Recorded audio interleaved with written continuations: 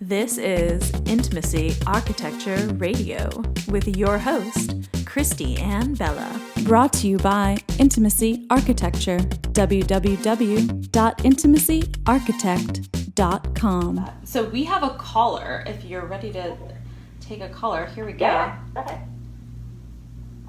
Hello, caller. You are on the air. Hi. Hi, how are you? Good, how are you? Long time listener, first time caller here. Love it. So Excellent. you can welcome. you can stay anonymous if you'd like, or you're welcome to share your name if you wish. My name is Billy. All right, Billy. So do you have a question for our goddess in residence, Gaia Morrissette, or did you have a short story you wanted to share with us? Well, I had something I was dealing with the other night, and I was looking for a little insight, if you don't mind. Yeah, great. Let's hear it. Well, I have a friend. She's been a friend for a while, and we've done some playing and dabbling in BDSM stuff. And then, but the other night, this is a question more about boundaries, I suppose.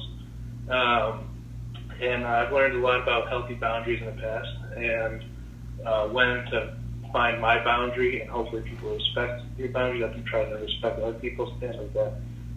I noticed the other night, we talked in BDSM about consensual, I guess, hitting, spanking, things like that, and then non-consensual is obviously not good, right? Yeah. Right. And in my personal experience, I was, it was a while ago.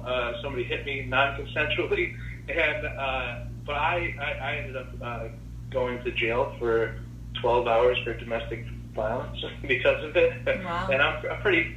It's pretty. So it's a difficult subject for me sometimes. Anyways, during a conversation with this friend, I found out that they had been involved in a situation like that, where they had been the one that had done that. And I noticed that when we started talking about that, I kept asking questions, but I noticed I was starting to shake a little bit, like a real hard boundary, Yeah.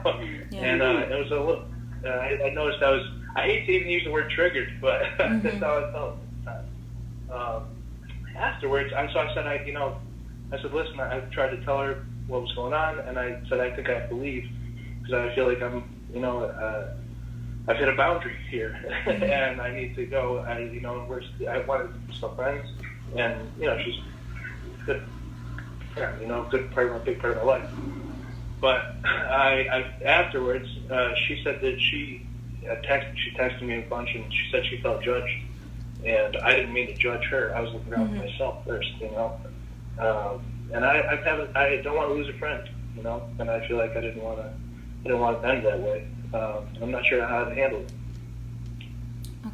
Okay. Do you want to jump in first? Yeah. Go for it. All right, let's take it. All right. So the first thing is that, congratulations. Let's start there. Congratulations for recognizing that you were triggered, removing yourself from the situation, and, setting a boundary. So, that can be really challenging to do, especially when you're in a triggered state. And a lot of times when we're in a triggered state, we can become very reactive. So kudos for you. Like, that's amazing that you were able to handle it the way that you did. Absolutely.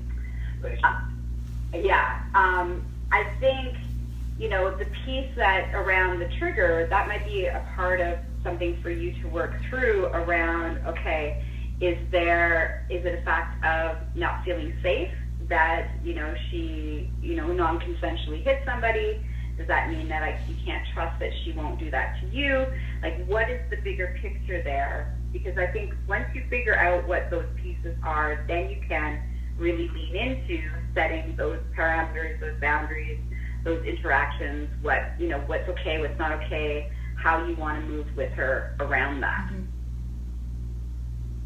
Yeah, I if you're looking for a little more from me on this end. I was kind of getting mixed signals from her. You know, I thought we were friends, but I didn't know maybe we'd go further, kind of thing. You know what I mean?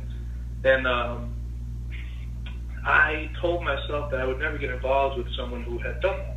You know, I think that's a good boundary set. Right. And so I didn't want to judge her, but I did want to look out for myself and say, do I, you know, I wanted to give her all the benefit of the doubt. Mm-hmm. And it seems like, though, that she seems like maybe she thought that's okay to do, you know. So I didn't, and I tried to explain to her that it's not her, it's just what I've been through, and that's why I kind of have to leave. But she seemed to be hurt by it, and I could understand that. And so then that's why I said I really should go. And I just it's not that I didn't feel safe with her, I just didn't, you know, it brought up a lot of emotions from my past that I didn't want to do any more damage in the relationship. I just wanted to go and take some time for myself and maybe regroup a little bit, you know. Yeah. So. Well, and it sounds like and I would go ahead. Go ahead. I was going to say. That. All right, you go. I'll be quiet. It sounds like you had really set a boundary for yourself to, you know, like I have a rule that I don't date people who are alcoholics, and I've gone out with people and hung out with them, and they in their mind don't see themselves as an alcoholic, but what I view as alcoholic behavior, then I have to remove myself because that's my rule. And it has nothing to do with a judgment on them. Those are their choices, you know.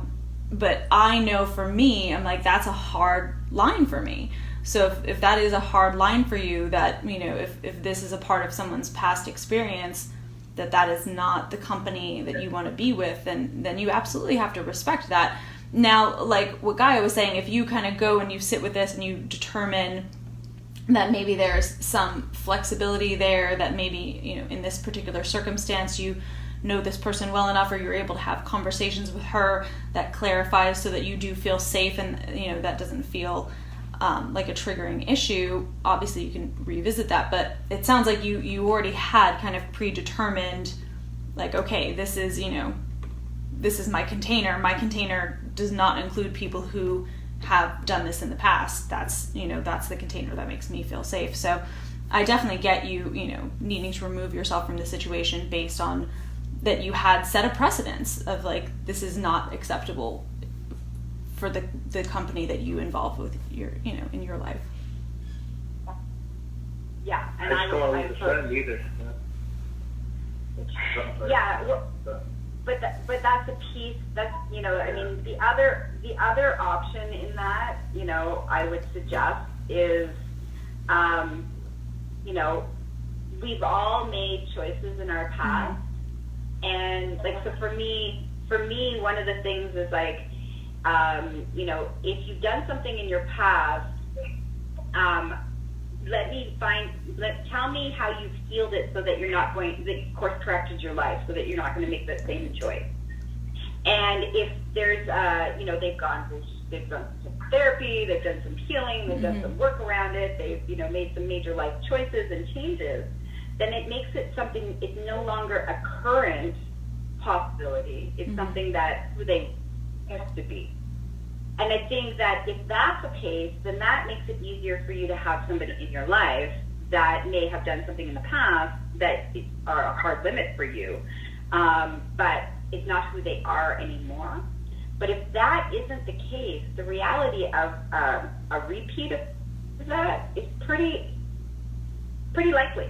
And so I think you having a hard limit of, like, this is not okay for me, you know, you're really not really losing, I don't want to say this, losing a friend. You're not losing somebody that you really want to have in your life, because that particular behavior is something that doesn't work for you in how you want to move in your world. You're right. Yeah. Yeah. That's tough, you know? Absolutely. I mean, you know, when we care about people, especially if we've established a relationship and then something comes to light, it can be challenging to renegotiate what that relationship looks like. I would say with regards to her feeling upset, you know, ultimately we're all responsible for our own feelings. And my guess would be that the feelings of judgment she's experiencing are an internal thing, that, you know, that this came up and now she's having to look at herself in ways that maybe she hadn't before, because you reflected something to her that she didn't maybe see previously, which was like the other side of her actions, you know, getting to see somebody else's response who had been on the receiving end of that, and having to look at that and think, oh wow, like, you know, what is my role in how these things play out? And so, you know, that's where it's like, it's definitely on her to sort out her feelings, and just like you, it sounds like you've really owned your part to say, like, this isn't a personal attack, this is me taking care of myself, and, you know, trying to sort through my emotional well-being to determine, whether or not we, you know, we can be friends, and what does that look like.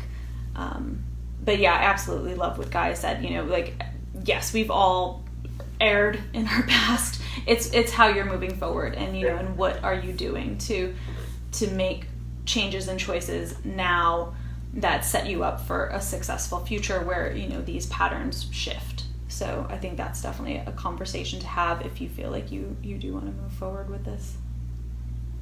Mm-hmm. And well, thank you very much. I really appreciate it. Yeah. And thanks for risking and sharing and calling in. Yes, absolutely. Yeah, my pleasure. Thank you. Okay, keep it up. I'll keep listening. All right. Take care. Have a good night. Thank you. Fridays, 7 p.m. Central Standard Time. Like, share, and subscribe. Intimacy Architecture. Build a life you love.